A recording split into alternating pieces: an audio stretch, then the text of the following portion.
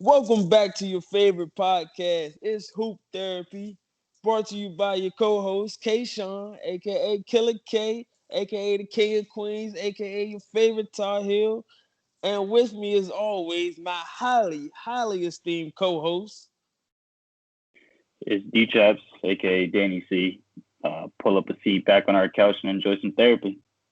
Hey man, it's therapy without a fee. All we ask you like, subscribe, review, and go ahead and hit that follow button. Sit back, we got y'all.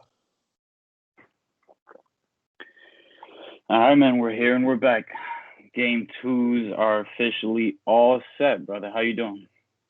Pretty good, man. Just enjoying all this basketball. I mean, I've been in training all week, been watching basketball all week. It's been a great week for me. How It's you a feeling? it's a lot with the hoops all day, but I can't complain. You know what I'm saying? Went a long time without it.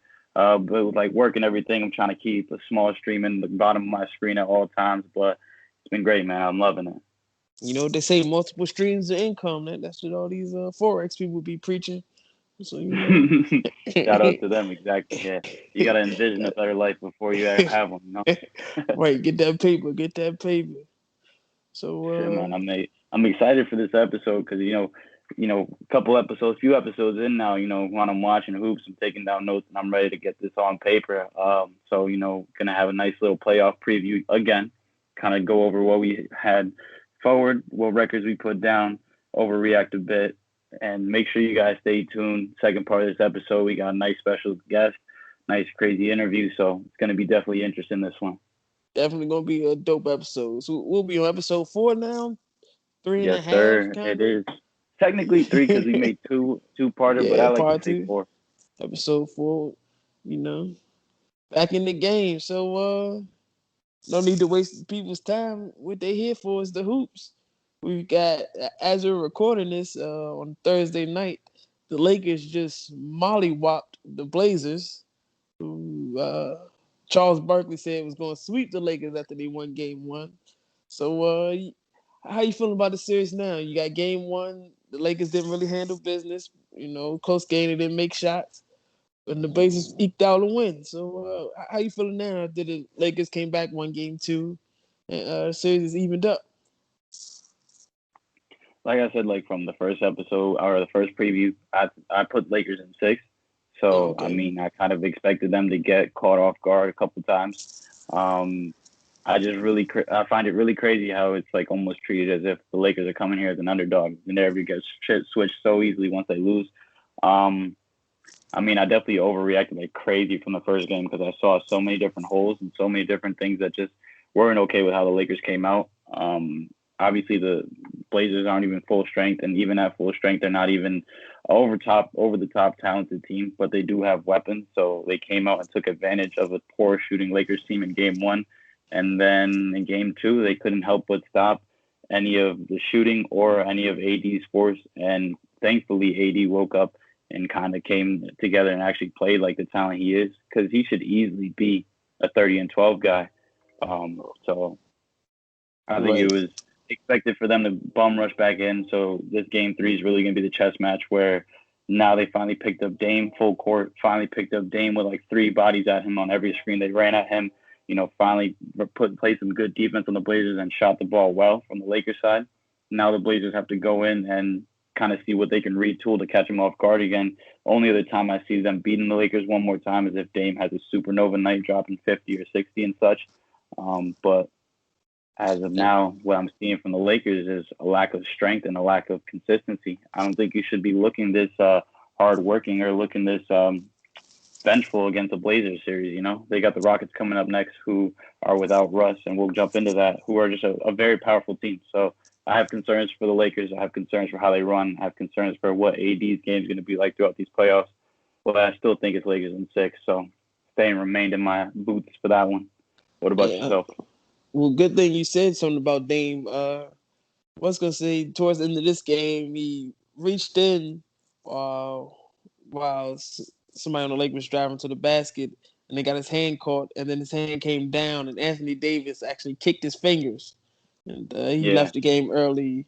X-rays were negative, but He looked like he was in a lot of pain. So not sure what will Damn come near from broke it that. when you see the picture. His fingers in like 6 different directions. Right, it looked pretty movie-ish. But so we're yet to see how that transpires, and then you got CJ McCollum fractured back as well. So Not to interrupt you, And but Zach they Collins like you're too. talking exactly. They and on top of all these possible injuries and injuries dealt with, they're gassed. They run like 10 games at full speed every other day, literally playing for their lives every single time. So their legs are gassed. Exactly. So I didn't know how long they were going to be able to keep up anyway. It's looking like it might just be Lakers in five, even without. I mean, KCP had a big night tonight. Dion came in, hit some shots. Kuzma hit some shots. Everybody seemed to hit some shots except for Danny Green, who he got one to go. But I mean, hopefully that's a good sign for things to come for the Lakers. But they strapped up. They got all the shots they wanted.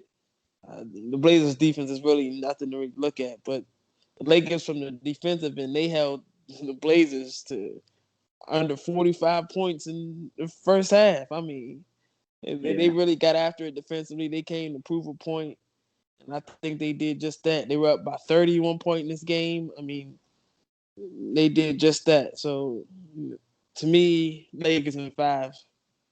did game one tilt any water for you? Did game one change any opinions, or did you just know it was a terrible night for the Lakers that got taken advantage of? Yeah, I think it was just a bad night from Lakers offensively because defensively they still held the Blazers to under their shooting percentages, so it wasn't like they were slacking on that end. They just couldn't buy a bucket.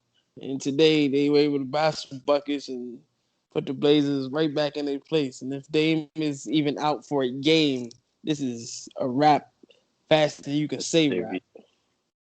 That's the series. But I think lineup wise, like we said before, there is a very cause for concern about the things that they have running. Like there's just lack of playmaking, and it gets real. It gets a real duddy real quick, and especially if it's no LeBron, no AD, those lineups look real awful. But we'll see.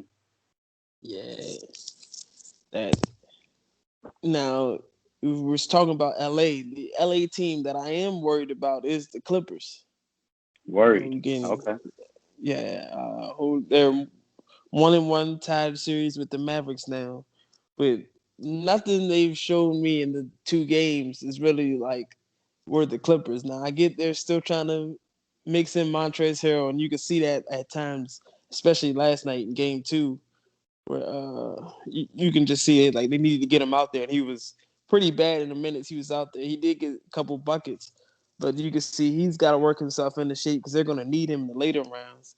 And I understand you want to balance that, but there is no guarantee that the later rounds will happen. Luka and KP are two matchup headaches, and the only person that could probably stay with Luka the entire game is Kawhi, but Kawhi can't do that every game, all game, and still have to produce on offense. And they can't put Patrick Beverly on him because he tried that game one. He might have Yeah. caused a few turnovers, but he was too small. He's too small. So, how do you feel about that series in general? Just, I'm worried about the Clippers. That's just me. All right. Do you have any worry, or you still think they can just breeze through the series? I don't think. Well, I mean, I had what Clippers in about six, right? Or Mm-hmm. no, Clippers in seven. I had Clippers in seven, so I figured it was gonna be a good series to begin with, and I definitely see like an even chess match. It's just insane the level that Luca plays at to begin this whole take. It's just like absurd. And like you said, they do cause matchup nightmares, and Kawhi is really the best defender for both of them, but he can't be on both ends. And that's just to say he's supposed to have the number two be his, other second best two-way player in the league. But yet again, we find ourselves asking what's good with Paul George, ice on the shoulder again. I mean, but what I just see is just not executing, playoff ball, not executing high-level basketball, not being on both ends really accurate. The first game was an eye opener on like what the Clips could be, and they're really they seem to have like a facade of this bully image, but like we've talked about, like they're not dialed in enough to be, scare you off the court, kind of. So hmm I think that they're insanely deep, and they do have to, work back their chemistry and definitely get Kawhi going back to like a real superstar status and have everybody feed off of that because it can't be this wealth distribution where everybody's getting their touches and everybody's supposed to put in 20 because that's just gonna end up killing them because it's gonna end up in the fourth quarter and everybody's gonna be a little confused. But And I the think thing with the Clippers that they don't have enough guys to get a shot for somebody else. They got enough guys that can get shots, but yeah, they not really looking to. Lou Williams ain't looking to get assists. He getting buckets. You know, Kawhi's here to get buckets. Paul George, he can Kawhi get might be some their best assists. playmaker, and that says a Yeah, lot. and right, and Kawhi just became a good playmaker. So you Right, like know, last year. right. So it's like, I mean, what are we really kind of doing here? So you know, that's a little bit odd in the bit of the roster construction. But they do have enough guys that can get you buckets. You know, they're pretty deep. So we'll see how it manifests. When you got on the opposite end, the guy in Luca who can get buckets for anybody. I mean, Well, like the thing is like I was saying before, and I'm gonna bring up the Rockets again, and I have a ton of takes for them. Is a lot of the teams that are having success right now are teams that have identity, and the Clippers seem to be lacking a bit of that. Whereas the mm-hmm. Mavs have their pinnacle star, and then they have their second star, and then they have just a supporting cast ready to trigger at all times, and know they have to play a lot on the defensive end to make up for some lacking, and know they're all looking towards Luca, like what's gonna happen next. Like you need me to shoot, all right, I'm jacking. You need me to grab a foul, all right, I'm grabbing. Like, all right, KP's gonna be the obviously next one open. Give it to him, let him shoot. Like they're running at high levels, and that's why they're at the where they're at. And they have the coaching edge here. Like Carlisle, you've seen it. Like first game, 4 turnovers from Luca. Can't put the ball through the net. The Clippers are steamrolling through, and it's like take your time out. Switch up your defensive assignments, switch up the offensive plays you run, and catch your groove. And they literally made it a game back 20 points in the second quarter, rather than Doc, who kind of is relying on that star power, who isn't really managing the game too well and managing that talent set too well. You can't be having Zubac really try to defend KP and let him get his shots ready. You can't really have, Kawhi trying to run around, guard everybody. You have to have, strict adjustments. So the Mavs are giving them the run for the money because the Clippers aren't being disciplined enough and not utilizing their talent. So there is some worry there, but I think it might just be too top heavy to lose this series. Yeah, I think they. I mean, they should be able to pull it off at the end of the series. I mean, they like I said, they have the talent, they have the depth, but if they just gonna let the Mavs just keep bombing away from three, and they're gonna make them like this, then there's really nothing they can do. You had guys just getting to their spots, getting open looks. Trey Burke getting to the basket whenever he wanted to, and then Boban came in the game, who I mean, just absolutely stole the show last night on NBA on TNT. You rang. Yeah, You rang. that man, he, he's got to he be was he's got to be balling. one of the best characters in the NBA right now. Oh, Like he could be absolutely. he's the NBA mascot right now, honestly. Playing better than Tobias Harris. It's a shame. But Damn shame. yeah, so sticking with the West, you talking about the So Rockets a lot. Let's jump right into that before we series. shift series, any change in your predictions? You had Clips in 5, I think. You had Clips in 5. Any change? Any change? The only change I have is Clips in 7 because this is Ah, gonna be a 7 hard game fought series. series. Yeah, Yeah, it is. That's what I tire was him saying. out. All right. So then You feel the on to same the way, next. or you No, yeah, definitely. I'm still definitely Clips in 7. I think it's going to get pushed to 7 games. But like I said, I think the Clips are going to be enough to close it out. And that seventh game is probably going to wake a lot of Kawhi's, getting back into that crazy potent offense and then just taking over the game. And then the second round coming is going to be kind of Kawhi's Clippers. And then that's when they're going to unlock themselves.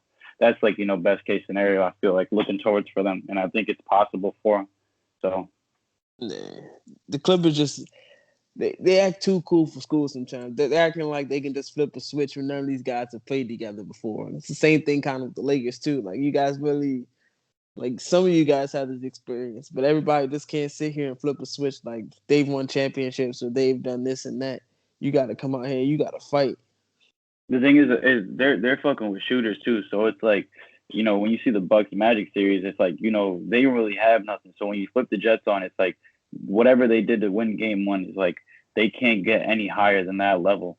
But it's like if you're gonna fuck around and let the Mavs catch heat, like you're letting potent 3-point shooters catch their form, like catch their drift, catch their motion.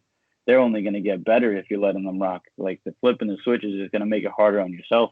It's not like you're running against Exactly. an AC that has no chance. Exactly.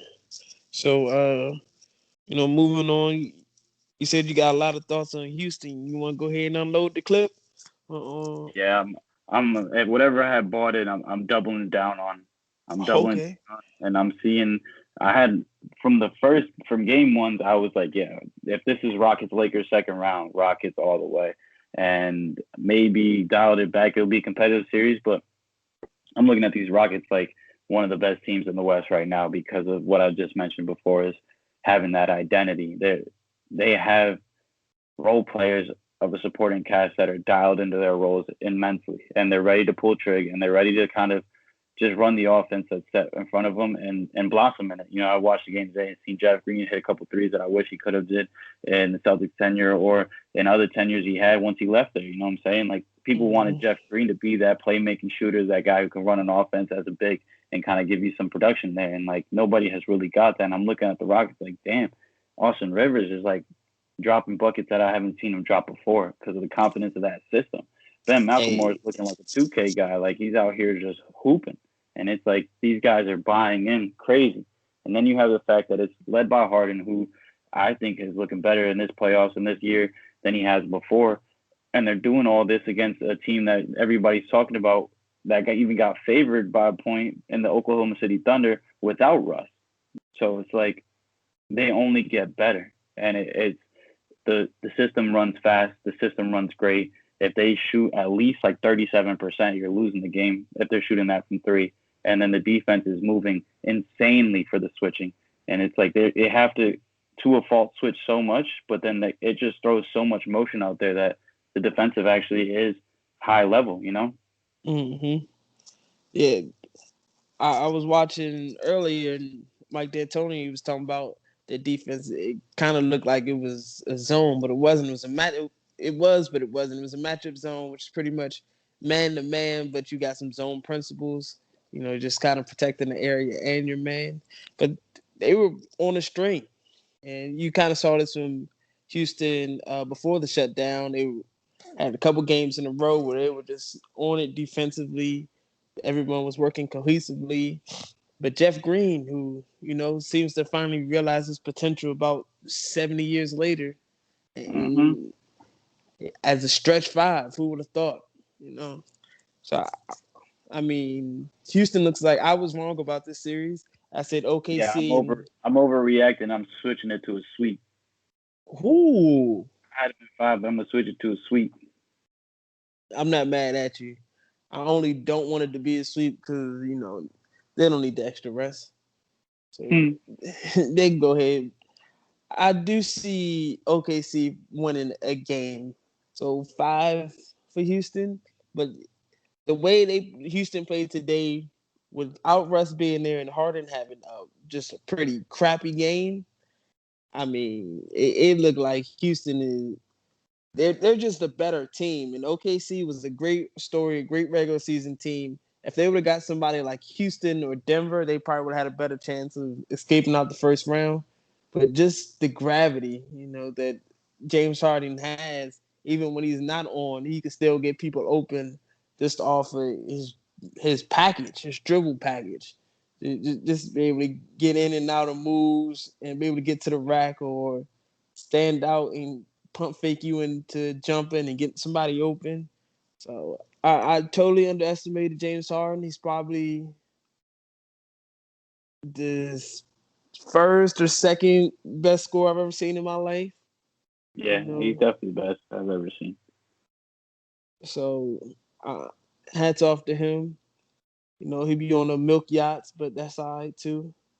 You know. My thing with the Thunder is that they principally are built as a really good team, and like you would have thought, strength in Steven Adams and a stretch big that can really shoot the ball really elitely and Gallo would have made the difference. But they essentially get played off the floor, and then it boils down to the three guard head that the Thunder's been rolling with all year. And I feel like the only part that's falling down from there is the Shea part. And if you think about it, he's legitimately their own wing. The only other wing is Dort, and Dort kind of did his thing defensively and had to make his shots offensively, but he is an under the radar guy. He won't be the guy to put your team over the top.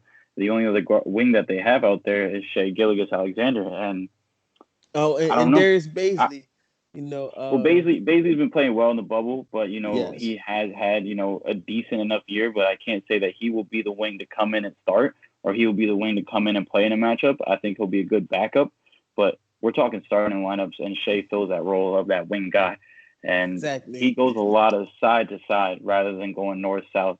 And I don't really see him on the blow by, and I don't really see him shooting the ball too well to be a threat offensively. And at first, I was caught, just seeing the smooth game, seeing a lot of the assists, and seeing a lot of how he played. But now it's seeing in a matchup like this where he can be a vital role, and it's like, damn, he's young and he's not ready for that yet. And it's like, if this is going to be the mold they go with forward, then they need step ups from Shea, especially next year.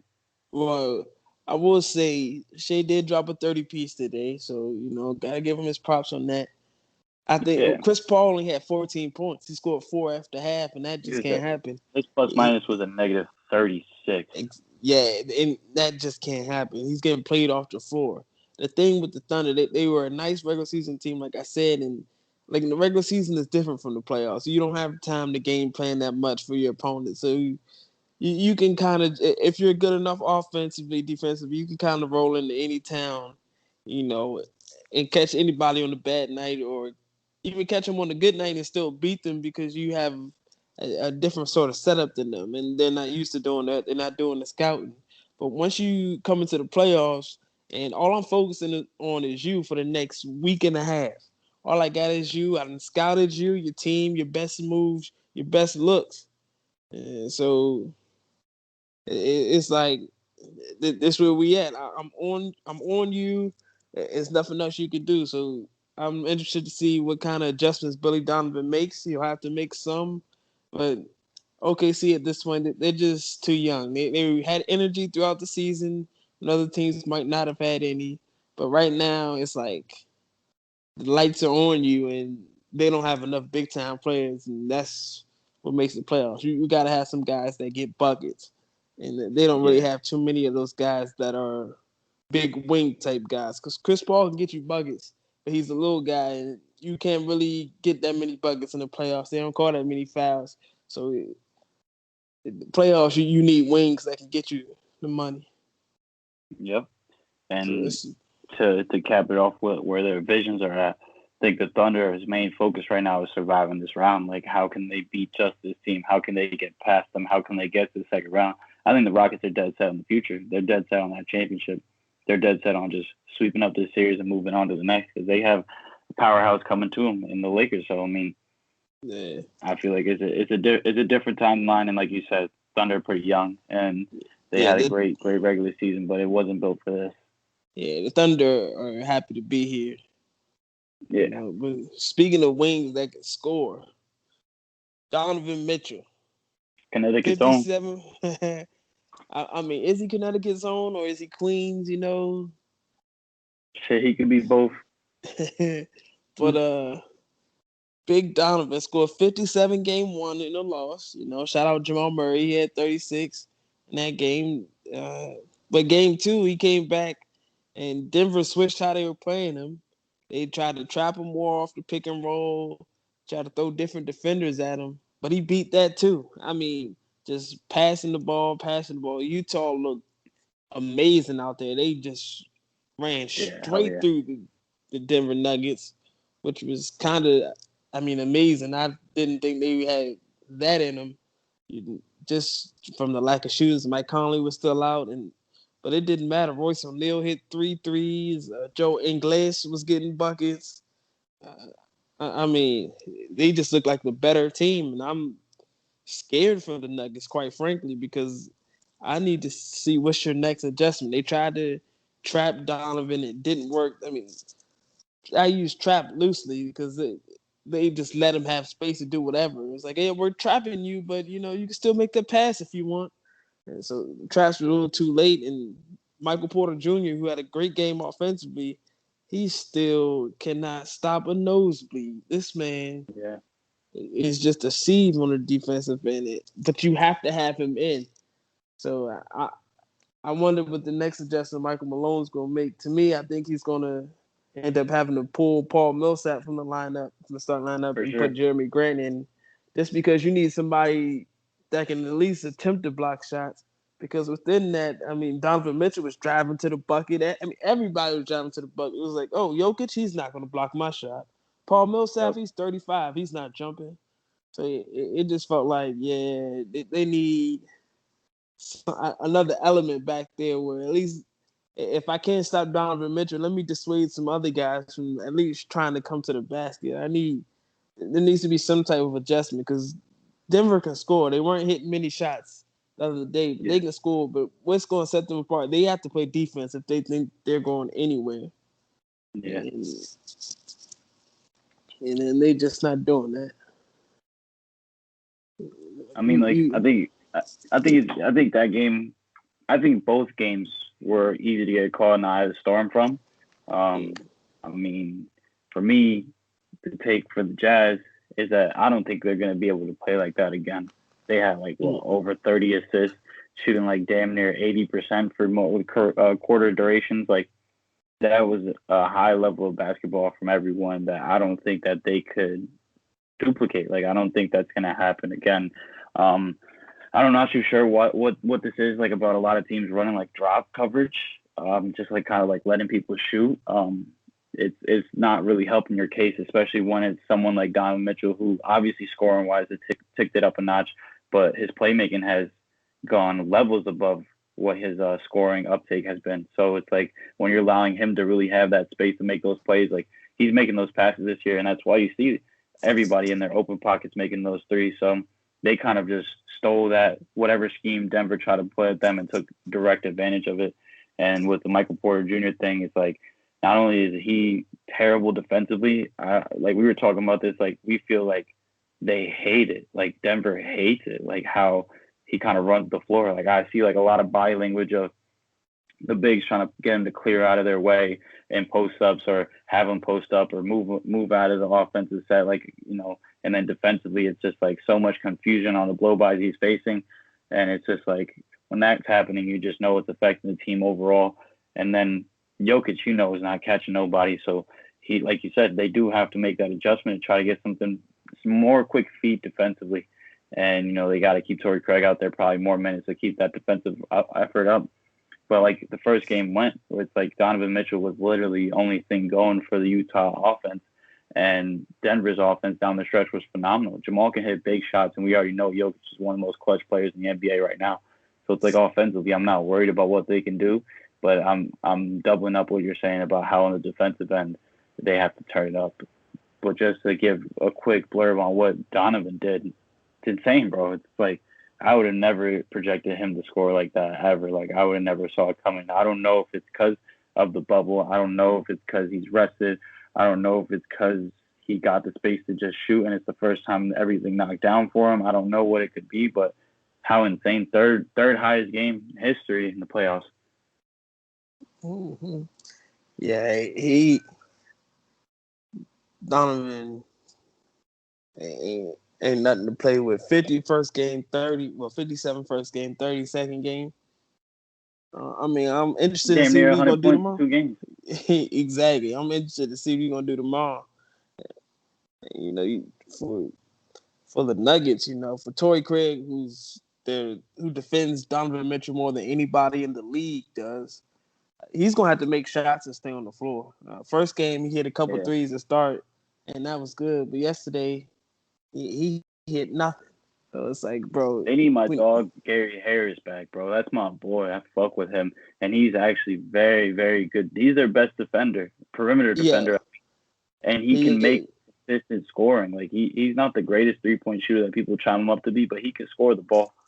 He could score. He was having a pretty bad year this year before he got hurt again. But I He's mean, his fit with defense that was injury stuff. definitely, yeah. He he at least makes people come out and guard him. Torrey Craig inspires no type of fear. People were just leaving him as wide open as it gets.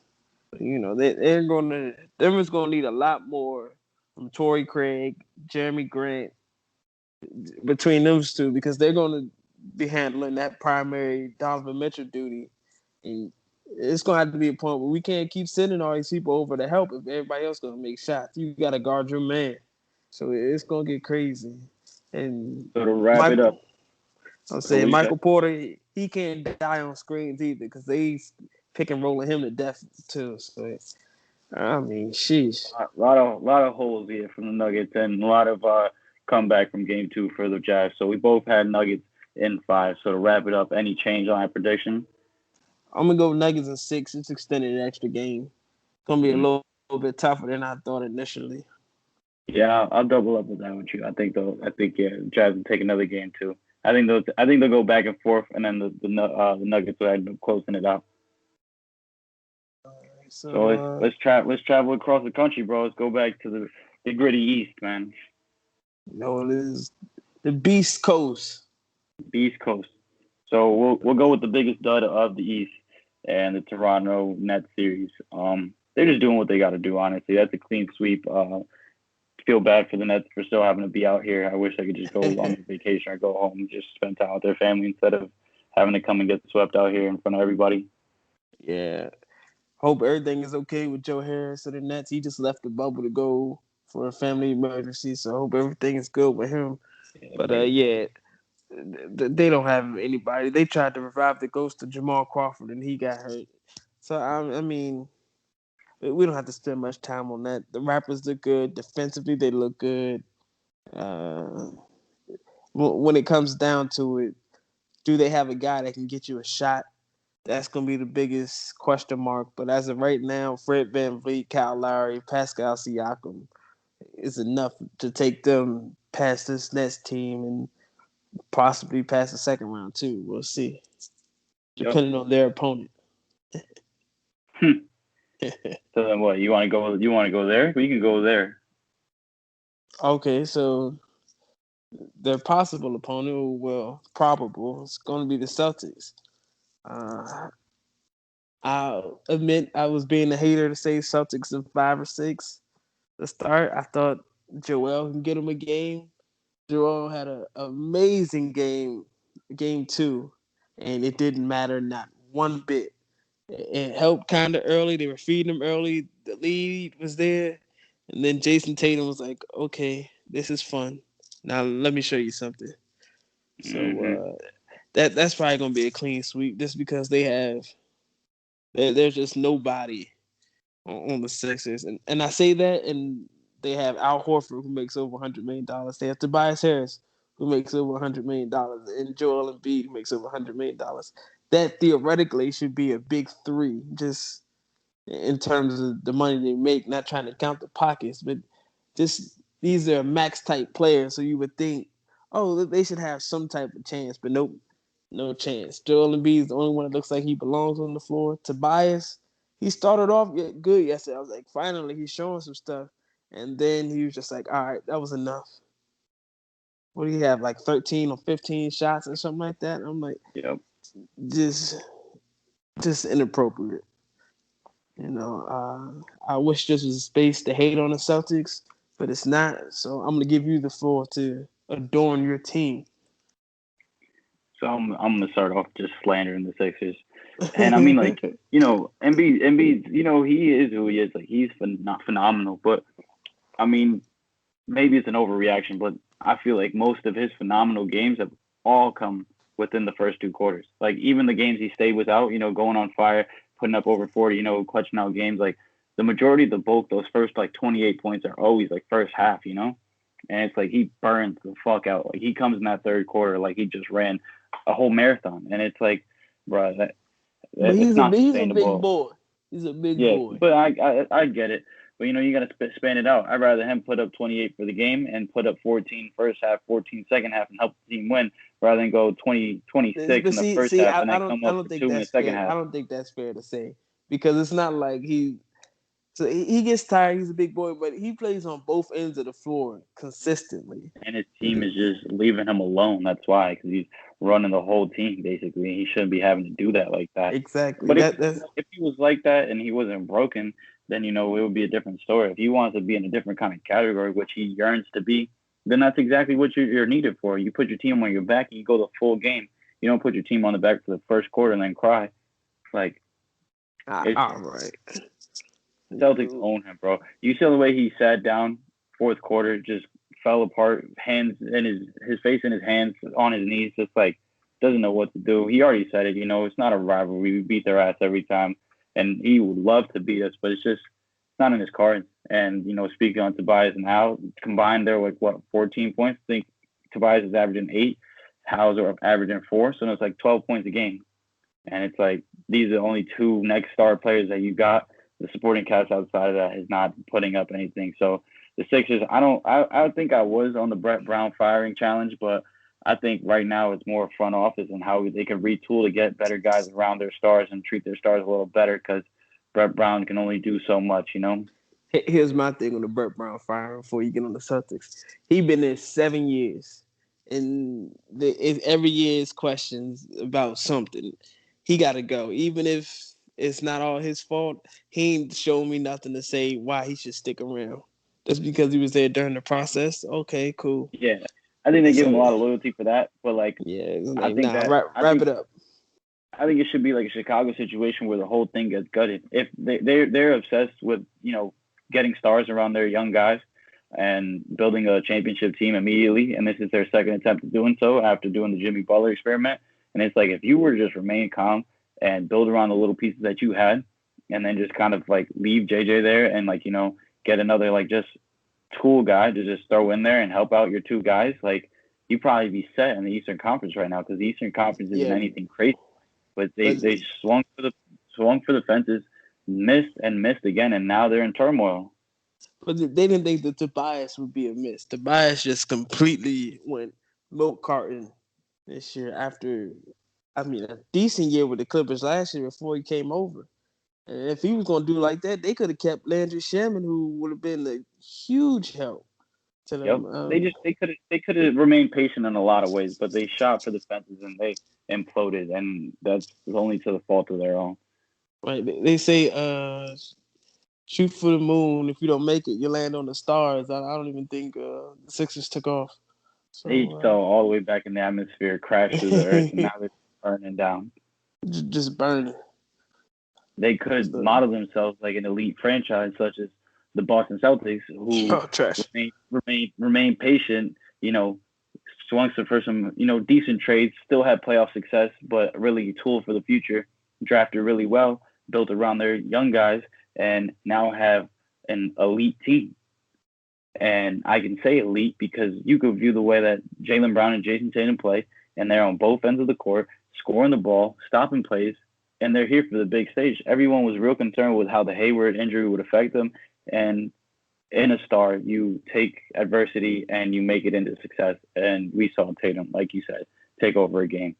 Got what? He has the fourth most playoff threes in a game for the Celtics. So 8 for 12 is fantastic, and I could chime on my boys all day. I'll save all the spiels for when we're in the second round, kind of battling it out with the Raptors. But I love to see what I'm seeing. The growth from the young guys is great, and we're just putting the Sixers away for another year. Yeah, save it for the second round because that'll be the last time we hear from him. So, on to the next series.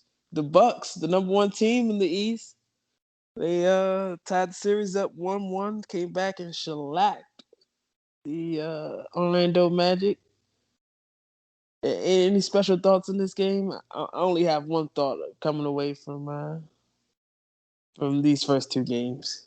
Well, a couple thoughts actually. Um. One, So, uh, okay, yeah, go ahead. Go ahead. yeah, just one. Chris Middleton, where are you, sir? We are looking for you. We would like to find you. They told me you were the best second option in the league. They told me a whole bunch of things about you.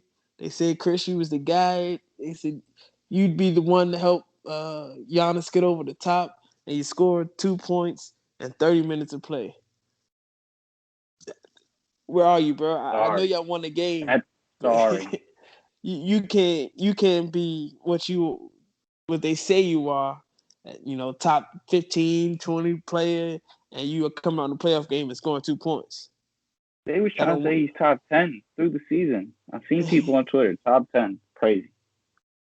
I've seen a lot of Chris Middleton love, and he's had a great season. Almost 50, 40, 90 with 20 plus. I seen the graphics, but where is it at? 2 points here. He had 14 points the other game that they lost. He's averaging 8 points in the playoff bubble. 8 points. And if you my number two, I can't have you averaging 8 points. You might as well be KCP at that point. I'm all about Just the Giannis out of Milwaukee campaign. I would love to see it. hey, I don't know nobody in Milwaukee, so yeah, get Giannis about in Milwaukee. Facts. Bring him to DC. Why not? Why not? You know. I mean, for me, the biggest thing like that I could see is the fact that it's like, yeah, like you said, the supporting cast isn't really showing up like they should, and the defense is real suspect. And I think, like I said it before, and I'll say it again, they're gonna run into some real problems with Miami. Hmm. Definitely, because as it looks, you know, so we both said Giannis in the Bucks and four, so it looks like it'll probably be in five now. Got to Are be you with? five, yeah. Yeah. So we can move on to Miami, who's up 2-0 on Indiana right now, and it's looking just like a completely complete team. I mean, hitting threes. Jimmy Butler's playing well. Duncan Robinson. They looks like a pretty solid team so far. They look well oiled. I'm interested to see if they can sweep the Pacers, who look a little bit overmatched with Oladipo not looking fully healthy and then Sabonis being out. What do you think about this series? You think this is I'm not. get your I brooms don't know. out or? I don't know if I could put my full stock into Miami sweeping. Just because the fact that it's Nate McMillan and those guys play hard, so it's like maybe they will one game, but Miami is playing well top down. They're getting good shooting from their white boys over there. Dragic is playing kind of good. Duncan's playing really well, so they're putting it together. And I think like Miles Turner is in the same boat as AD, not talent wise, but in the sense that like mentally, it's like they're way better than they are, and they should be theoretically, high volume guys with real good production because they're so big and they have such like tuned skill sets. But it's like he doesn't even want to be below the 3 point line. So it's like when you have him being out there essentially like a non-factor, then you're kind of giving away the series and just kind of knowing you're going to let him just flop the offense. And like you said, they're a little banged up. Old was not looking the same, and I'm not saying it's a sweep. I'll say Miami in five, though. I say the Pacers get at least one of these games coming up because they're not going to beat backs against the wall. But yeah, man. Yeah, I feel like the Pacers. They're definitely a team who could have used being at home in front of their fans, get some extra juice. I think they being in this bubble definitely is a disadvantage for them when they can't just get that, just that little extra something that they might need because they've been close in these first two games, and the Yeah, second game score doesn't really indicate it. They've been close, but with Vic not quite looking right, they just don't seem to have that gear to get you to the next level. And I don't know what they're missing or what it is. They just don't seem like they got guys, but they're just not enough guys. So Indiana I is think with going. one with the Miles Turner trade and bringing back these guys and just kind of getting some more vets over there, I think they'll be a good team next year. But I think Miles Turner has to go honestly, and it's been for a while now, and I think they have to understand that they got their guy in Sabonis. So Mm, yeah. So I yeah. I mean. That whole Sabonis Turner thing, I understand you probably have to pick one, but to me, I do think Turner has the higher upside because Sabonis, what he can do on offense, he's not really the best defender, and he can get pushed around a little bit on that block uh, and on you start defense. believing in potential too much, you start paying too much money, and then you start kind of just realizing that you got sold out. Rather than it just comes to a point with, do you want to wait or do you want what you have productively Right, right now? So right. You if keep I was waiting to on see it, how potential, I and would then see it you get Jeff Green on exactly. 13 teams. And My then you favorite. let him go, and then he's lit on the 14th. You don't want to be that 13th team. Be the 14th team. Right, like the goat Wale said, ain't tripping off of potential. It's another word for ain't did shit. So Amen. Amen. that I think that wraps up our playoff introspection. Digging in there. Time we're back next week, we'll be in round two. We'll be seeing some. We'll actually be like a game or so into round two. So be interesting to see how this next week plays out. I'm excited to watch basketball every single day for the next couple weeks, man. Exactly. So stay tuned with us. Coming up right after this, we got a special guest. Some of you may know him, some of you might not know him, some of you should know him. But we got a very special first guest for you guys coming very shortly.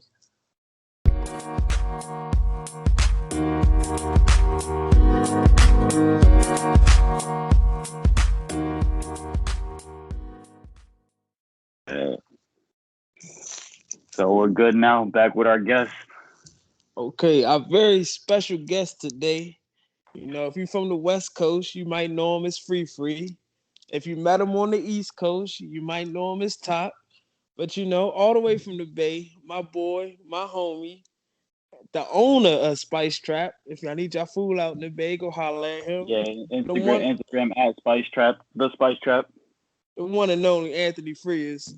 Give it up, ladies and gentlemen, for our first official Welcome, guest. welcome, welcome, welcome, Yeah, welcome, appreciate welcome, it. welcome. Appreciate it, y'all. Appreciate the love. How's everyone doing? How's everyone been? Good, good. Welcome. I mean, Hey, I appreciate y'all bringing me on here.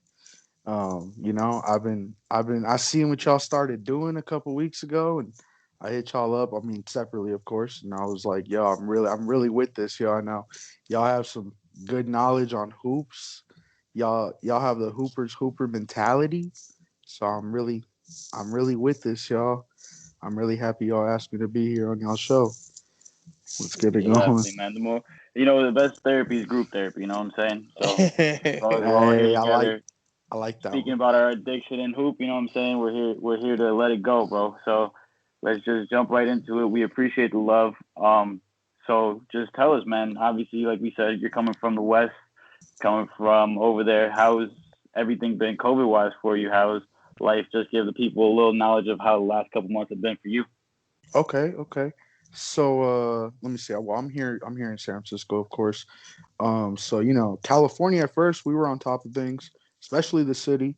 We were shut down as of March, like fully shut down like March 15th or something like that. But we were doing well, man. We were doing great. Compared to the rest of the country, especially like New York around March, April, they were doing bad. So we were doing well.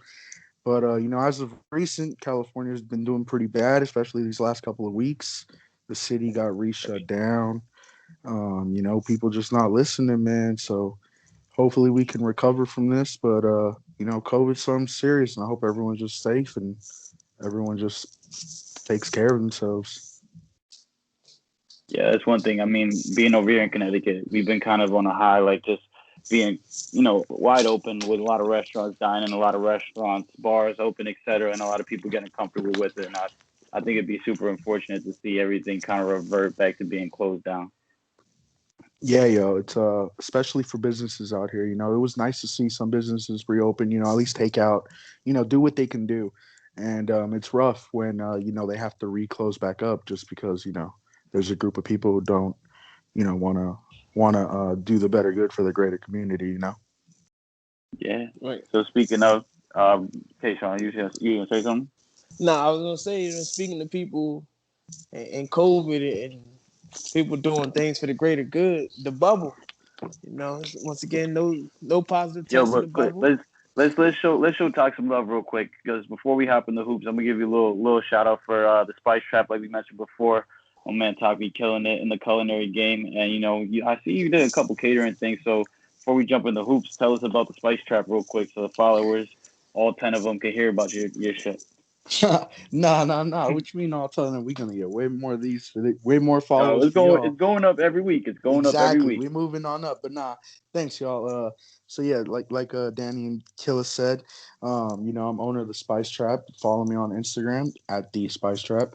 Essentially, I'm a just self-taught chef, barbecue pitmaster, who likes to cater food. Hit me up. I sell ribs, mac and cheese, briskets, sausages, home smoked chicken, whole chickens, prime ribs on Christmas, turkeys on Thanksgiving. Hit me up Yeah, at the Spice Trap on Instagram, or of course, get into contact with Danny and Killa if y'all know them, and you guys can hit me up personally.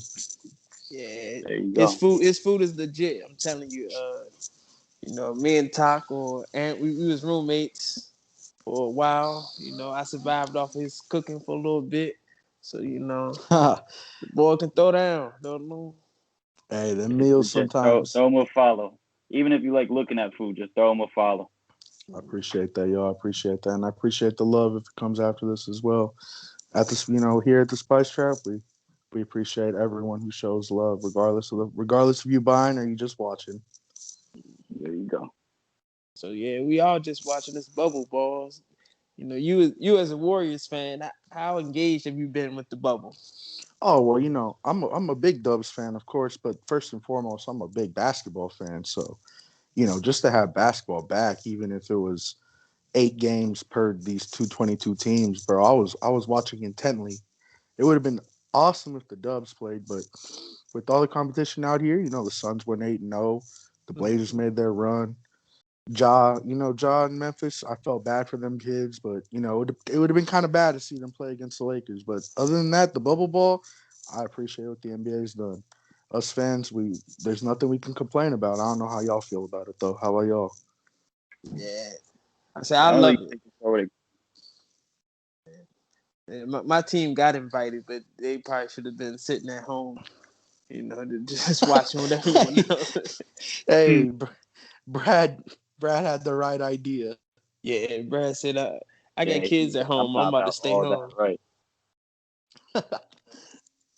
Yeah, I mean, For me, I've been loving it, man. I don't know. Even outside the Celtics' success, I don't know. I feel like maybe it's just the different setting, but it just feels like a really different kind of style of play. I feel like a lot of people are getting a lot of limelight that didn't really get one beforehand, and it's just cool to see like a different perspective of ball. It feels like more raw kind of content that they're playing out there. So I'm appreciating that like a lot. It feels like a different kind of view I'm having on the game right now, and I'm appreciating it a lot. I'm seeing a lot more technical play from these guys, and I think it's dope what came out of it. Yeah, yo. I mean, definitely, I feel like if you really like basketball like that, you're getting a whole different view of it right here in this bubble. It's really just basketball. There's no crowd.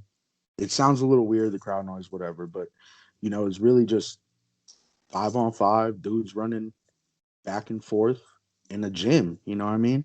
It's mhm. like your good old basketball. Like, I mean, all three of us, we played at TAF. Like, it's just a Yep. bunch of dudes playing ball. And it's just what people really, really want to see at the end of the day if you're a big basketball fan. Because the NBA Exactly. is like so many optics, you know, it's like a lot of which city you're in and where you go and, Yeah, yeah, who you yeah, do exactly. afterwards and, what fans are there, what celebrities there, there's so much going into it. Now it's really like, okay, these guys are eating food right next to you, they're sleeping right next to you, and then you're waking up, walking in the gym, and it's like, all right, now we're playing. Like you can tell it's a lot different than what the year has been. Absolutely. And Talk just mentioned something about Taft. You want to give a shout out to Jakar Sampson, who's in the bubble playing for Indiana. Yes, You sir. know, Yes, sir. I seen you his know name run the stat line the other day, and I was surprised at first. But hey, shout out to him, St. John's, baby. exactly. Josh. Big East freshman of the year. Finally, doing some things not like the other Big East freshman of the year, who we just don't talk about, the Prince of North Philly. The Prince of But North Philly doing well. Nah, but going back to what Danny said about people, about it being about ball. this bubble, the bubble being about strictly about ball. I think a good example of that was Jamal Murray and Donovan Mitchell the other day when Donovan Yeah. Mitchell dropped 57 on him, and then boys cross paths about 20 minutes later. Like, it's cool. I understand we all boys in the league and all, but I'm sorry, you dropped 57 on me. I'm not trying to kick it after that, man. I'm Right. just That's just me. Maybe that's just me. I'm at least Well, you splash know, you he, water he in was your he face was or walking something. around with the W, so it's like even if you dropped 100, I still beat you. You could Oh, tell Donovan was okay, salty. okay. Hey, that's facts. He was sitting there. He called it. I don't know who he called, but he was calling somebody complaining like, "I need help." I need Yeah. out. I need out. You get one of them little noodle floaties. You know how you push the water through the bottom and it squirt somebody else? That's what I would have been doing at least. You get some Nerf guns or something. You ain't not just about to put 57 on my head and just smile at me. Hell no, not on national television. Hell no. For real, nah. You guys talking about the bubble being all about basketball, but what about once after this first round is over, they start to allow families and girlfriends and And the little wives. years. Things might get a little tricky because your girlfriend now might have been my girlfriend last month or 2 months before. Ooh, Or in the You. hey. sun situation, girl, at the same time. Oh, come on. But you know what though? Shout out my boy D Book. He stays winning on both ends, on and off the court. You know what I'm saying? Hey, Yeah, shout out to Devin Kardashian. Big ups to him. Exactly. hey, nah. Yeah. Let us, for the sake of D Book, let us hope he don't go that route. I want him to. It's a bad route, that route right Right. there. Don't want him on that lawn Happens. Sunday morning dressed in the all orange or something. Then things might get a little bit sketchy there. But yeah, I think that It will be interesting once it starts to change up. Like I do think that like things will start to shift once it gets past August, starts to breach into September, and then these teams are getting out and the families are coming in, and it's starting to get more personal. I don't think like nobody's going on Instagram live showing each other no more. Nobody's smiling at anybody's face no more, That's and it's gonna get facts. more personal. Yeah, that's facts. That's facts. And that I mean that the competition, of course, is going to raise as you go like round by round, of course, until you Yeah, get to the conference finals, of course, and like at that point, it's just going to be four teams there.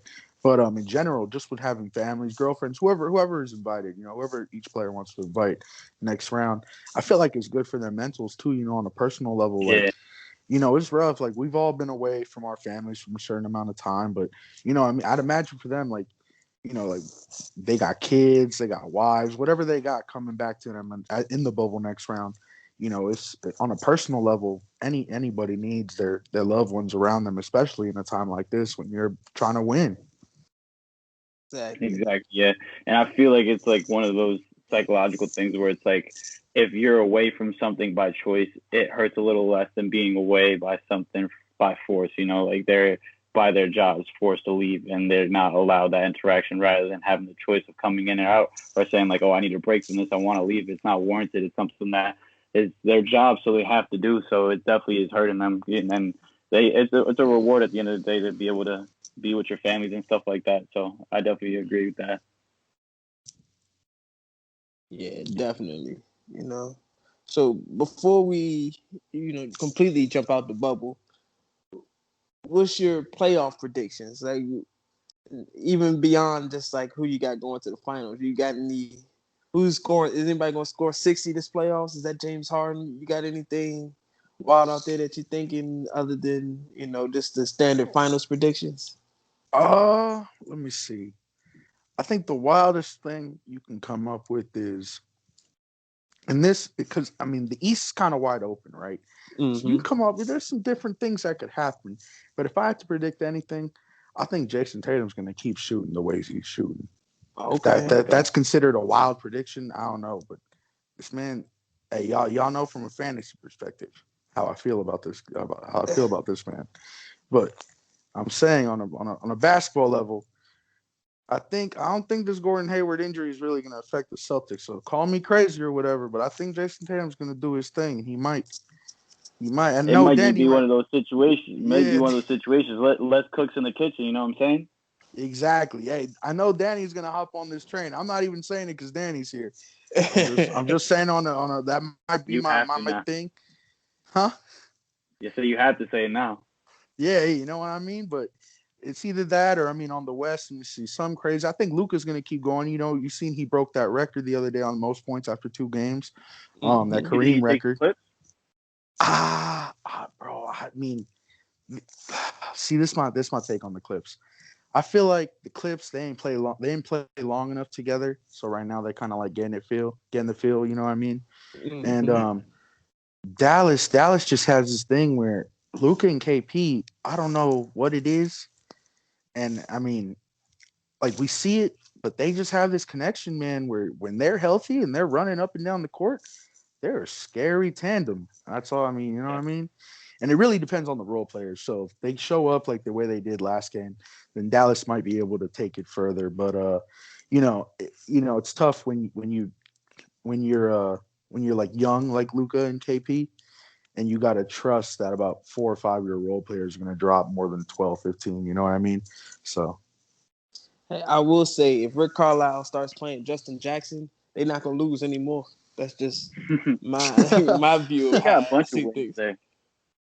Hey, that's the only win So that so I matters. had so I had a question for you specifically, being from the Bay Area. It's been something that's been on my mind for a bit. I was talking to Kayshawn about it too, and it's all a bunch of people's minds as well. Where it's like the feel right now in the league is that it's like the talent disparity is very close.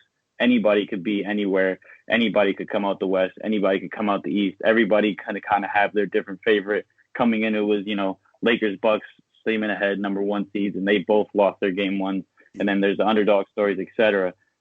Compare this to the view from right now, and then the dominance the Warriors went through, where it was winning a shit ton of games, then having the KD come in, and then winning the chips there, and having everybody say like, yeah, fuck it, it's the Warriors here, or yeah, fuck it, we're seeing the Warriors.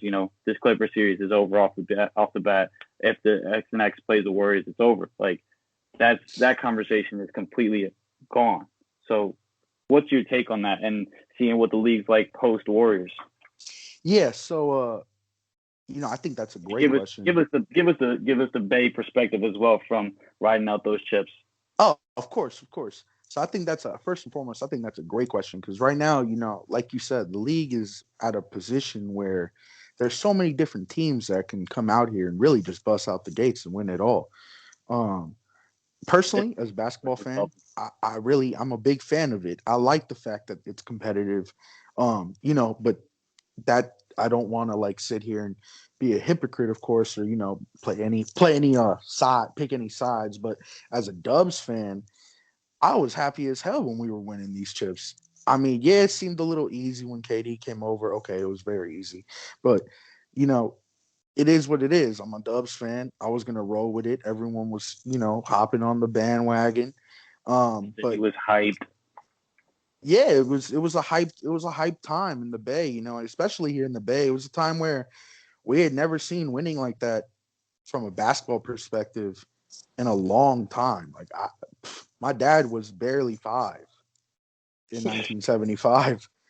And then when they won in 93, 94, I believe, with Mullen, 93, 94. Yeah, I want to say. Mm. Yeah, so it's definitely Yeah. better now. They always try to. The league always aims for parity, and it's kind of hard to have in the NBA just based off how one player can change so much of a team. Just like the KD move was just like overkill, but it's just like there's nothing else you can do. So I mean, the league's in good hands. Next year, I think it'll be even better when you have KD coming back. I'm not gonna speak the other name. Uh, and then you have John Wall coming back, and Bradley Beal. All right, You know, let's relax. Let's relax. hey man, I'm just saying. I think next year will be great. So speaking of next year, the draft lottery was tonight. Your Warriors got the second pick. Have you done any Man, draft scouting at all, or man. First and foremost, I know the NBA didn't want to ride with the headlines of Dubs get the number one pick because of course, we were just talking about all the dominant times. But man, I can't believe the T Wolves got that first pick. They've done had Cat. They've done had Cat. They've done had Anthony Bennett. Anthony Bennett. They've done They picked. got they They've got done Andrew picked. Wiggins, number one pick. Yeah, they have Andrew Wiggins. They done picked Johnny Flynn and what's his name, Ricky Rubio over Steph a long time ago. They're a poor franchise to give the number one seed. That just as a Dubs fan, I'm sorry. Um, but as for draft scouting, personally, if we had to use the pick, I would like to see Anthony Edwards. I feel like he's the most talented player. Will he go one? Maybe. And if he does go one and we end up with having to trade it or picking James Wiseman, I wouldn't mind taking Wiseman. But I just feel like right now, going back to the previous question, I feel like with Steph, Clay, and Draymond being the age they are, it's going to be hard to put a rookie in that mindset of we need you to be a full-time professional immediately and ready to win. And I'm not saying that there are kids that can't come out here in the league first year and do that, but that's a lot of trust in a first-year player. He's barely getting his feet wet. You know what I mean? So, as a Dubs fan, it'd be nice if we trade that pick. I don't know for what. Um, I don't know who we package that pick with. Operation Giannis was in full effect with Orlando, so let's go Magic. But other than that, other than that, I hope Bob Myers just makes a great decision because we're in a win now mode. And we were talking about that. Now, go ahead, Killer. No, I was gonna say I set that up because just before we called you on, I seen this trade idea that just completely out the blue. It was the Warriors send the number 2 pick, their first round pick next year that the Wolves have, and Andrew Wiggins to the Wizards for Bradley Beal and the Wizards' 9th pick. Would you be interested? Sign me up. Yeah, the Warriors would be kind of crazy running like a 3-guard thing. Sign me up. Defense might not be a thing, but sign me up. No one plays defense no more. That's true, but who's going to stop us at that point? On an offensive end, you know what I mean? That would be a highway robbery. For me, I don't even want to give it any kind of positivity to anything ever, but if they could, package that with Andrew Wiggins and send him to Philly, get Ben Simmons out of there, holy shit. That would give us the size we need. Give a ton of picks. Yup. Holy shit. Yup. Yeah, you could just run Draymond and Ben Simmons as your only big guys. And then, exactly. And Ben will create all that spacing for Steph and Clay too, because we're gonna give him the ball. He can be the primary ball handler for all we care. Hey man, before Ben got hurt, he was hitting threes in the bubble. He hit 1 3, but Hey, what y'all think about that? Why doesn't he shoot? What y'all think? Because he's been. Yeah, go ahead. No, you go ahead. For me, I think he is so good outside of his shot that it's like there's a small percentage of shots going in and there's a high percentage his drive is going to either produce a layup or an open shot. So it's like those times where he's open, his mind isn't like, okay, let me get into my form. It's like, what play can I make right now? Because he's at a high level play. He's a high level playmaker. So it's like, even if he's there, he'd rather go run inside, get the matchup off the guy who's actually an elite shooter, and then get him the ball, who he knows that three's popping in for. Because he's a high IQ guy. He's a playmaker by nature. So, a few years in the league, he hasn't even tried to build a shooting game. He's been doubling up on the playmaking, So I'm like, I get why he's not even going for it. If he's shooting basically like 60% at the rim, putting up like 20 a game, he's winning games like that, then fuck it, That's facts. To me, missing shots don't look cute to him. Okay. He's like one of those guys like you see everything he do. He got like the pretty moves, the behind the backs, the way he move, like it's effortless. Like he likes to be cool and stuff on the court. And missing shots ain't cool. Shooting air balls from 3 ain't cool. Just bricking it ain't cool. Because he don't shoot. If it ain't the paint, it's like, hey, bro, I can't do it. You don't even try. But that's my thing, though. See, y'all know. I mean, I don't know about Danny, but I remember when we lived together, Killer, especially at the well, 152. That's the only place where we live. But I remember when Ben was at LSU and he didn't even make the draft, and everyone. I mean, he didn't even make the tourney. Everyone was making a big deal about it. I remember I was a big on Ben, big on Ben going number one, whatever this and that. But I just feel like, yeah, he's gotten better in the playmaking standpoint, but if you in the league, it's a shooting league. At one point, you got to develop at least a free throw range. No, maybe, no, Yeah, no. absolutely. Like at least free throw extended is where you should be. Y- Bottom line, to make the league. If you can't make that, you shouldn't even be playing. But I mean, I'm But saying, here's my take on what could be going on in the Ben Simmons conspiracies, and we just talked about that in the first part of this episode, where it's I think a lot of what's happening in Philly is all from where the front office is like they jump ship on so many different lineups, and it's like he hasn't even had time to find his identity yet to start saying, yeah, I want to try to be a jump shooter when they're putting Jimmy Butler and like, yeah, let Jimmy Butler take all the shots. It's like, boom, all right, now we got Tobias Harris. Like, let Tobias Harris take some shots. It's like they're not really gearing him to be a jump shooter whatsoever. So what he's about to just be like, fuck these shooters right here. I'm about to pull up 5 fucking wild clanks a game. I can see I can see exactly what you mean Like on a you know, like basketball it standpoint. exactly. Like I don't know. It just doesn't seem like it's something that's like open. The door's not open for him to even become a shooter. Yeah, it's basically not encouraged at any point. I can Yeah, exactly see what you mean, especially when you mean like transitioning through shooters. Jimmy, Tobias, Josh Richardson. They had JJ Redick, I think one point. JJ. That Yep. one, yeah, they had him out there running around. I can see exactly Rocco. what you You know what mean. I'm saying? Oh, Rocco, They yup, they yup, yup. they wanted to put the shooter with him to take the shots, and it's like if you were to put a bunch of guys around him that are encouraging him, the system's going to encourage him to try to take those shots, then maybe he'll have the room. But they well, want him to just see, kick off. I don't think that'll work either because that's like the same thing they tried to do with LeBron last year. Was his first year with the Lakers. He's like, yeah, we're going to surround LeBron with playmakers and he'll become the shooter. And it's like, I don't think like Ben just got to get over it. He just got to get out of his head. He said he was going to a sports psychologist. He needed some hoop therapy. If he just listened to us, we would For have real. got his mind right. You know, Someone in Ben Exact. Simmons camp, someone at Clutch, get him this podcast ASAP. right? Rich Paul, if you're listening, come holler Right. at me.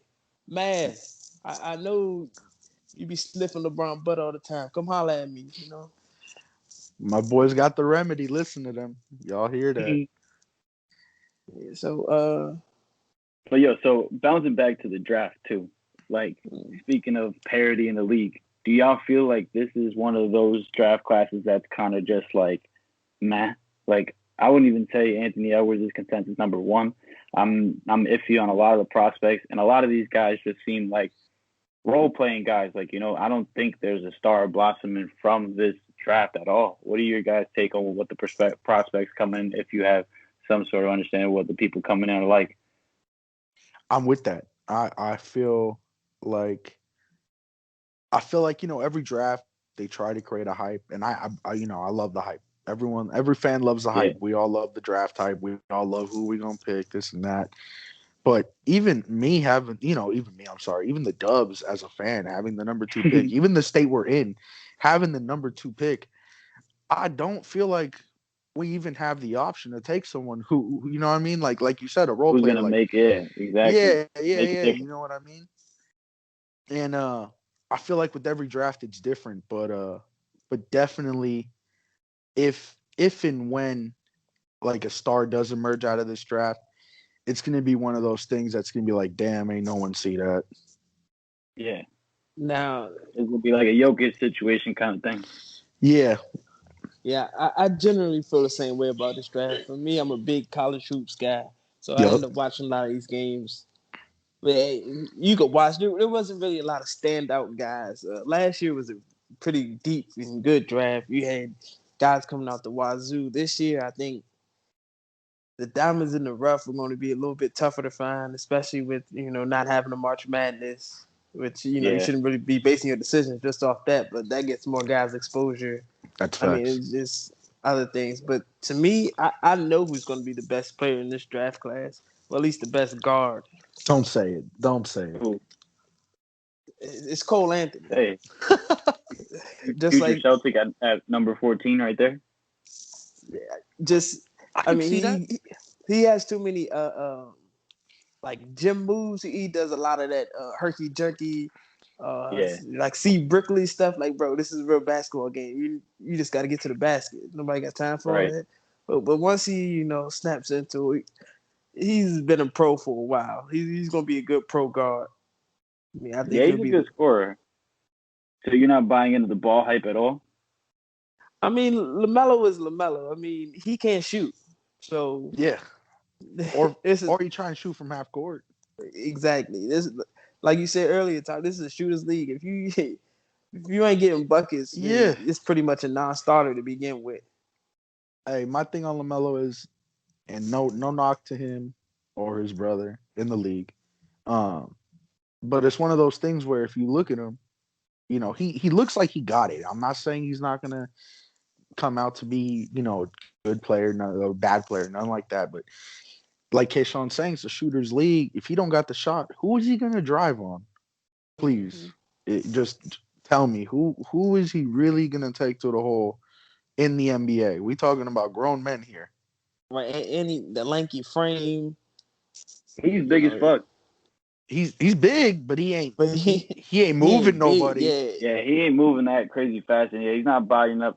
He could project out like MCW Michael Carter Williams type Yeah, with yeah, less of a shot and more yeah. more of a playmaking build. Honestly, and that's scary because but I MCW. feel like there's a lot of wings coming out of this draft. I feel like a ton of wings, a ton of just like questionable bigs, a ton of scrappy guards, like you're saying, and there'll probably be rotation guys. But it's crazy how it's like you go from I guess like two back-to-back crazy classes where you get studs and a half, and then now the talent just drops off because they're out of college now and they're already in the league. The stars are already in the league.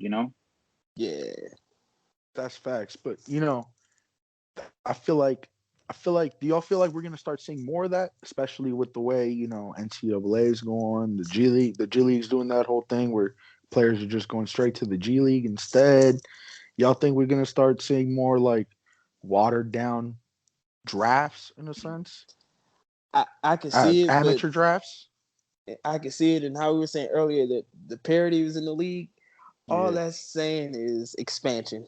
It's gonna be some new NBA teams coming up pretty soon yeah, because you're gonna have to yeah. disperse a little bit more of that talent, make things, make a little bit more space for people. But I mean, yeah, I because the think I college, think it's like I think see, it's the a college game conversation is that's suffering. going on a lot.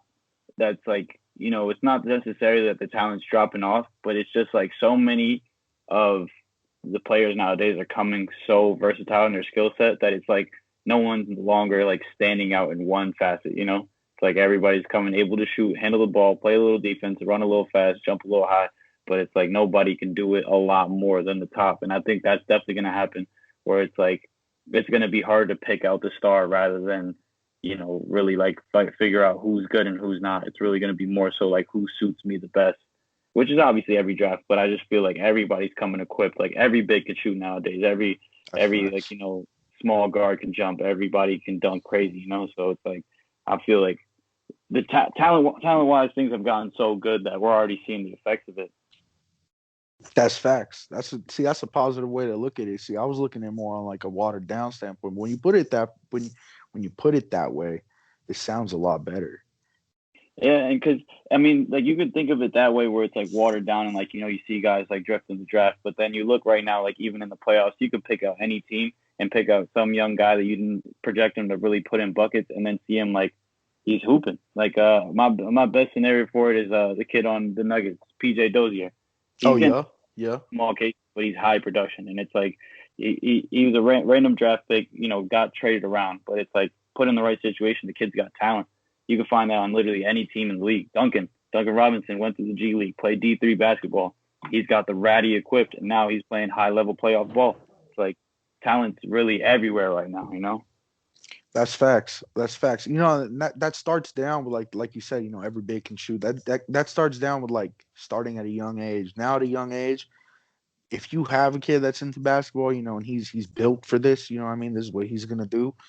You have like a blueprint that you kind of like get as what's gonna get what you're gonna what you need to get into the league. You know what I mean? Yeah. So Yeah. Exactly. Yeah.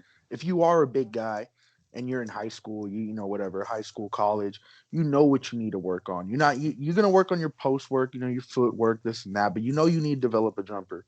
You know you need to develop like at least of some sort of elite move that is going to separate you from all the rest of the big men in the league in order to succeed. Because if you don't have that, that's not going to happen. And if you're a little guy, now you got to have crazy handle. You got to be able to drive. You got to be able to shoot from 40. I can From see your point 40. here. Exactly. Yep. I can see your point here, Danny. The Yep. hey, I can see it here. I'm gonna switch over now. I like that right there. It's not watered down. Yeah. Actually, when you think about it, it's very it's very complicated, but it does make a lot of sense. Yeah. No. Yeah. Exactly. Yeah, the league is definitely in great hands with a lot of young talent. And, we got some great young coaches. And speaking of Yeah. coaches, The let's league's say, back young for sure. yeah, I don't know if you guys got a chance to check out this some George Carl, Mark Jackson, Baron Davis beef going on. So I didn't even see Baron Nah, Davis chimed in either. nah. Yeah, and apparently, Mark Jackson was talking on the broadcast, and they say hit dogs holler. So and George Carl felt a little hurt there, so he came at. Let me just read the tweet that he sent to about Mark Jackson. Said, I heard Mark Jackson is taking shots at my defensive coaching during tonight's broadcast. Remind me, how many All-Star teams did you coach, Mark? How many Defensive Player of the Years? How many finals appearances? How many of my teams became dynasties right after I left? Jeez. Yeah. Damn, George sounded. Oh my god. Right, Georgia Tar Heel, just throwing out there. When Mark Jackson came back with, wasn't even thinking of you. By the way, I never lost to you in the playoffs as a player or a coach. God bless you and yours. I like that. I like Mark Jackson. Best He way don't to get a end lot an of argument respect. is the positivity, yo. If you go the Yeah, positive right on some bless you, I hope you have the greatest night and blessings to you, then it's just like, damn, you look like the damn, asshole. I really fucked up. Yeah, I really fucked up. You see, George Carl sat there, bro. After that response, he was like, "Damn, this gonna be on the news." Mm-hmm. Yeah, facts. Gonna And, be and then everywhere. Baron I'm Davis at George chimed Carl's in head. to talk about Man, George Carl. He said, how are you considered a Hall of Fame coach when you ruin more careers than you help? Wins can be deceiving. easy. My boy B Diddy. You know, I shout out my boy B Diddy, Cali boy, Mm-hmm. warrior legend. After that, We Believe series. Yep, I'll, he I'll was throw out I'll throw out legend because B Diddy deserved that after that. absolutely, But you hey, know, but you know what though? He right though. George Carl, yeah, he got a lot of wins and this and that, but come on, everyone knows what he's done. Everyone knows the teams he's done. Essentially, he could have won so much, but everyone knows how he just ends up fucking it up. I got nothing but love for George Carl, but I will say he was the coach of the Sonics in '96 when they went to the finals and lost to Jordan and the Bulls. And if you watch The Last Dance, that's when Jordan goes, the glove. I ain't had no problem with the glove. That's that That's same just so series. funny. That last dance joint was hilarious. MJ took everything personally. Definitely. Yeah, for real. That was like they chalked him up as like Hercules, yo. It was lit though. I liked it. I mean, he had like all the rights and stuff, so I feel like it had to make him look like he was Jesus on that thing. He was like, you know what I Yeah, mean? If he you essentially was. if y'all listen if y'all ever hear Q Rich and Darius Miles, MJ, he Black Jesus. Come on, Black, stop, yeah, Black stop Jesus. playing with him. Come on, stop playing with him. Everyone got to stop playing with my boy. That's Black Jesus. Definitely. That's Uh, the that was one of the highlights for quarantine for me was to watch just the masses just be like, "Yo, we want this product," and ESPN was like, "Shit, all right, here, have that shit." right. Like here, take it, y'all begging. Like, oh yeah, all about to watch this shit. All right, bet we got the Netflix deal right now. Let's go. Oh, they for surely they knew that there was a bunch of people. They You know, what I mean, there were people who didn't even. They knew that there were people who probably weren't even gonna watch it had life been normal, but since they were sitting at home, they had to be sitting at home. They had to for throw real. on MJ. Come on, you have to throw on MJ if you knew anything about him. So switching Sure. gears real quick. This just popped up in my head before we wrap up. I know you're not an Oakland cat, but you're from the Bay. What'd you think about Dame dancing to blow the whistle the other day, going dumb after he hit that three? Oh, here in the Bay, man, we show city love. You know, what I mean, we all about love over here. So, you know, what I mean, oh, Dame out of East Oakland. I'm from San Mm-hmm. Francisco. You know, what I mean, but that was for the culture. That was for the Bay Area hyphy culture back in the day. And Dame, that's one boy who that's never gonna leave him. He a town boy. He a Oakland to the heart. You know, if y'all seen his recent music videos and stuff that he did for his recent album, it was straight in Oakland. And you know, as a That's Bay like Area resident, Dame, he really puts on to where he's from. He's one of them dudes who has never left him. It don't really matter where he's gone. And here in the Bay, that's some. I mean, y'all know from firsthand in the Bay, like really about that. You know, we really respect where we're Mm-hmm. from. So, mm-hmm. Dame, one of them dudes who wherever he goes, he's gonna let them know he from East Oakland, and that's respect out here. So I'll put Yeah. you in the hot seat, yo. Dame or Steph? Pick one. Oh, come on. You know I gotta take Steph. It was Steph tweeted at Kenny Anderson the other day. Kenny Anderson said that Steph can't shoot as far as Dame or something like that. I'm sorry, man, but 1 year off and everyone's forgetting about what Steph did. That's Steph range. That's not Dame range. Mm, Right. It was called okay. Steph Reigns before Dame Come hit a on. couple. Come on. My man's a two-time Uh, MVP. Come on. I hear it. I hear it. So we're running about like 40 minutes, so we'll wrap this up before we finish on up, man. Give us your finals prediction. Who's in the finals and who's taking the chip, man? Ooh, okay. Finals prediction. I got. We're putting it that me and Kayshawn are putting $1,000 on what you say right now. So Oh, choose come wisely. on. Taking it to Vegas. I want in on this. I want in on this. Nah, I'm just playing.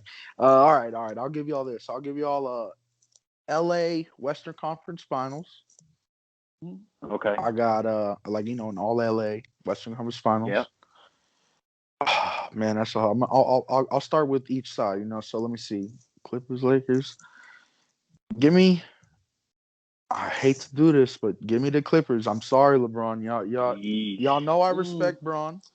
I respect what he Mm-hmm. does. But I think if the Clippers get it going, Kawhi Kawhi can do what he has to do against LeBron in a 7 game series. I'm gonna trust that. That's a So fact. I'm gonna roll Clips on the West. On the East, I'm gonna stick to what I said earlier.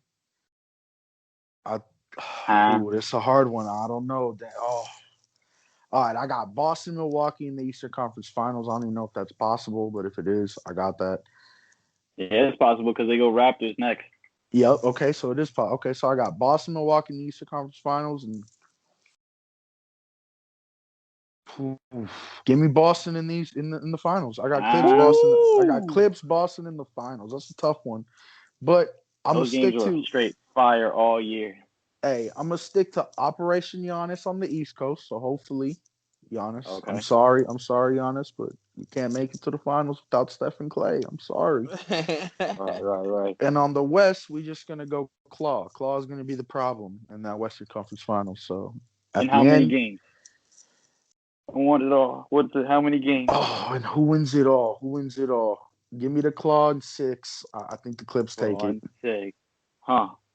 I like that Clips one. take it. Claw on 6. Clips take it over the Celtics. Shit, there Okay. you go. There you There go. you Y'all have y'all it. chalk me up for that one. I like that. You know, thank you for being our first official guest. We You know, appreciate all the love talk. it won't be Oh, the Come on, bro. last time you on. You know, we got some gambling stuff in the works. We got some more lottery talk, some draft talk, and we oh, y'all definitely already gonna know. need your expertise. And any of y'all play fantasy basketball, you need a league to hop in. This the guy you need to holler at. Hey, y'all Our already know. I commissioner. appreciate. Salute our commissioner, Duncan and Deb. Was it 5 years in now, right? Something. Yeah, we're going on like 5 or 6 years. We're going on like 5 or 6 years strong. I really actually enjoy it, to be honest, especially since we went dynasty. Yeah, Salute the commissioner right here. Hey, I appreciate it. Nah, but for real, though, definitely. I appreciate y'all on having me on here, and I'm loving what y'all doing. Like I said, for everyone listening, let y'all friends know, let y'all family know, whoever likes basketball, let them know. There's a Hoopers podcast, you know what I mean? They keep it real. It's about basketball. It's hoop therapy, baby. Yes, There you sir. go. Like, follow, subscribe, share. Pay us if you want, but just show the love. Right, Cash App coming soon. You know, also go follow the Spice Trap. Go get them good Yeah, eats out follow in the the Spice bay. Trap on Instagram. I appreciate that. Y'all hit me up on at the Spice Trap on IG. And if y'all know Killer and Danny, just hit me up personally and I got y'all. All right, y'all. That about wraps it up.